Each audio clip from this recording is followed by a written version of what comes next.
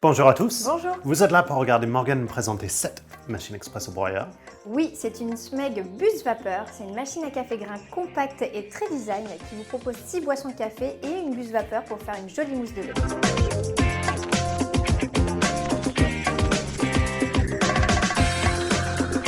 Je te propose qu'on parte directement sur un expresso. Ben, on y va. Alors, je vais placer la tasse juste en dessous et on peut voir que la buse, du coup, elle permet d'arriver juste au-dessus de la tasse.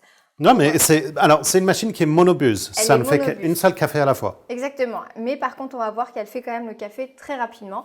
Donc, pour ce faire, j'ai juste appuyé sur la touche expresso. Alors, petit LED qui est en train de nous éclairer la tâche. Oui, c'est le côté très moderne de la machine. Bon, il n'y a pas que ça, on a quand même une belle façade et puis une carrosserie qui est très sympa aussi. Moi, tu as sorti rouge pour faire J'ai- plaisir à notre caméraman. Exactement. Mais il y en a d'autres. Elle existe également en noir, en blanc et en beige. Très bien. Donc, On va passer. petit truc qui est en train de se passer pendant notre extraction quand même. Oui. Parce que ça a commencé à extraire et ensuite ça a fait un temps de pause. Petite En fait, pause. ce que ça a fait, ça a mouillé la galette de café moulu et ensuite ça a fait le reste de notre extraction pour sortir encore plus d'arômes. C'est cette pré-infusion qui laisse sortir plein d'arômes. Voilà. Alors là, c'est du coup une courte extraction, mais on peut choisir la longueur en tasse et la mémoriser sur chacune des touches. Alors, ça me va très bien pour moi. Moi, j'aime beaucoup les espressos courts, c'est presque des ristretto. La ratio café est parfait Oui. pour moi. Donc, pas de commentaire. Merci beaucoup, Morgane. Mais avec plaisir. Alors, on va juste parler du coup des contenants. Ouais. Donc là, on avait une indication comme quoi elle permettait d'avoir jusqu'à 150 grammes. Mais j'ai eu du coup la surprise de pouvoir y mettre toute une poche de café, donc 250 grammes. Donc ça, c'est vraiment plutôt un bon point. Pour Voilà. une machine aussi compacte, prendre 200 grammes dans le bac à grains, Exactement. c'est vraiment bien. Je vois qu'il y Ça a... fait effectivement 18 cm de largeur. Donc ça permet quand même d'avoir une belle contenance pour une machine aussi petite. Et du coup, on a un broyeur qui est réglable sur 5 positions. D'accord. Et on a un joint d'étanchéité autour du couvercle à grains qui est en plus opaque. Oui, totalement opaque. Donc, j'espère que la machine a un indicateur de grains. Effectivement, la machine a plusieurs indicateurs, plusieurs alertes avec des LED juste ici en cas de manque d'eau. Donc la partie eau se trouve juste là avec une cartouche filtrante et on a une capacité de 1,4 litre. Donc, il ne faut surtout pas oublier de mettre la cartouche filtrante. La cartouche filtrante est très importante, non seulement pour la vie de la machine, parce que forcément, ça va enlever un peu de tartre. Vous allez pouvoir détartrer votre machine moins souvent, mais aussi pour le goût de votre café. Parce que comme votre café, c'est principalement de l'eau, si vous mettez un eau qui a un mauvais goût, vous allez forcément avoir un café qui a un mauvais goût aussi. Donc, vraiment, à faire, filtration de votre eau, très Oui, important. c'est vraiment très, très important. On a le repose-tasse qui est amovible pour permettre de mettre 2 grands verres. D'accord. Et ensuite, on a ici le bac à marc qui a une contenance de 8 galettes.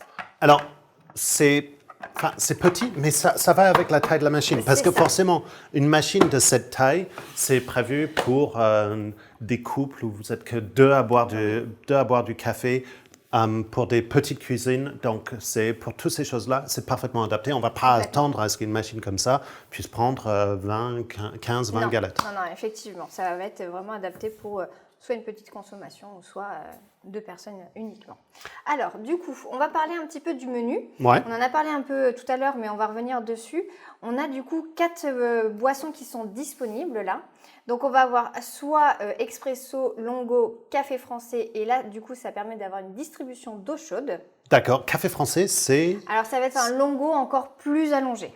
D'accord. Donc, encore plus amer. Donc, si vous aimez le café amer, choisissez le café français. Voilà, Très bien. ou alors on peut faire du coup un americano, il suffit du coup d'utiliser la touche eau chaude pour rallonger l'expresso. Et l'eau chaude va sortir d'où? Et du coup, l'eau chaude va sortir de la buse adaptée. D'accord, donc il n'y aura pas de mélange entre Non. le café et l'eau, ce qui peut être un problème sur des machines qui sont monobus, comme Tout on à a fait. cette buse vapeur, ça va sortir par là, donc c'est parfait pour tout ce qui est thé, etc. Exactement, ça Ok. va permettre aussi de faire des thés. Mais comment on sort pour le vapeur? Alors pour la vapeur, il suffit d'appuyer sur cette touche-là qui va du coup activer un menu secondaire. Donc on a du coup les mêmes boissons café que tout à l'heure, mais en intensité plus légère. Donc ça permet d'avoir 2 intensités différentes. D'accord. Donc si par exemple vous êtes 2 utilisateurs et que vous n'aimez pas les mêmes intensités café, c'est possible avec ce double menu. Parce que c'est bien d'avoir un choix sur l'intensité. Souvent sur des petites machines compactes comme Oui, ça, il y a- c'est une seule intensité, vous ne pouvez pas choisir dessus. Bon, c'est bien réglé parce que tu m'as sorti un café là qui était très bien Oui, oui. sur le menu standard. Donc, Pour moi, je n'irai pas sur la partie plus Voilà, légère. pour un café plus léger, il faudra partir sur le deuxième menu.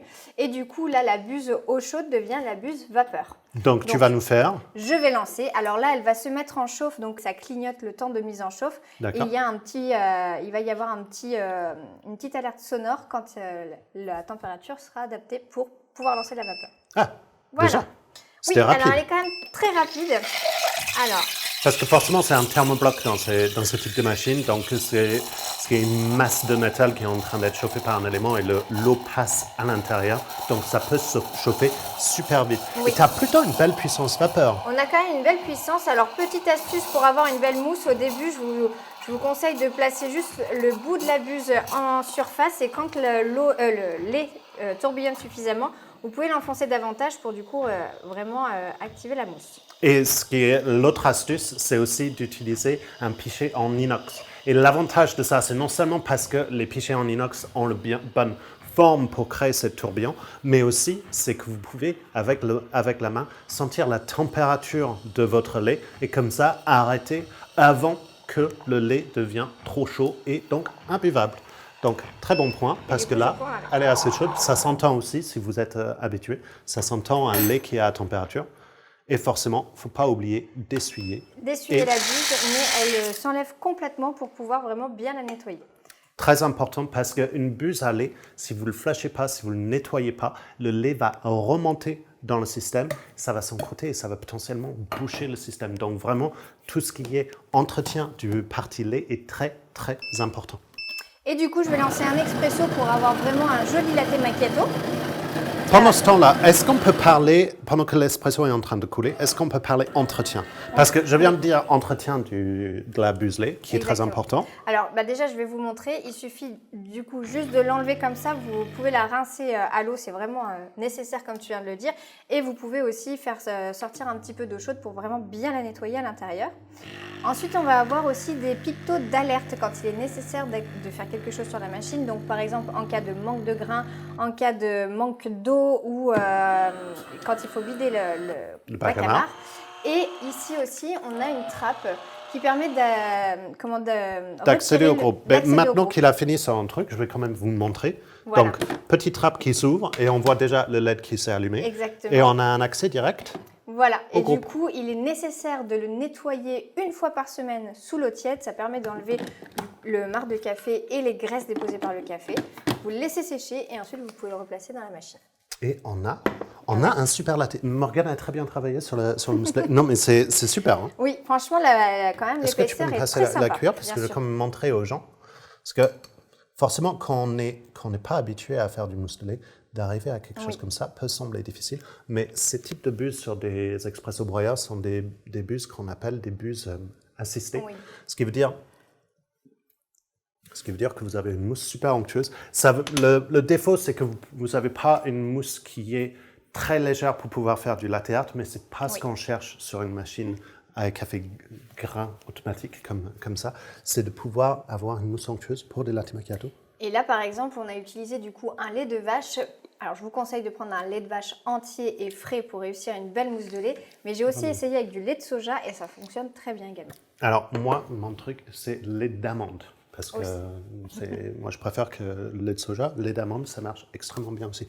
Donc, du coup, dernière chose à... Alors, juste le dernier picto dont on n'a pas parlé, ça va être le détartrage. Il y a un programme préenregistré et du coup, votre machine vous indiquera quand il sera nécessaire de procéder à cet entretien.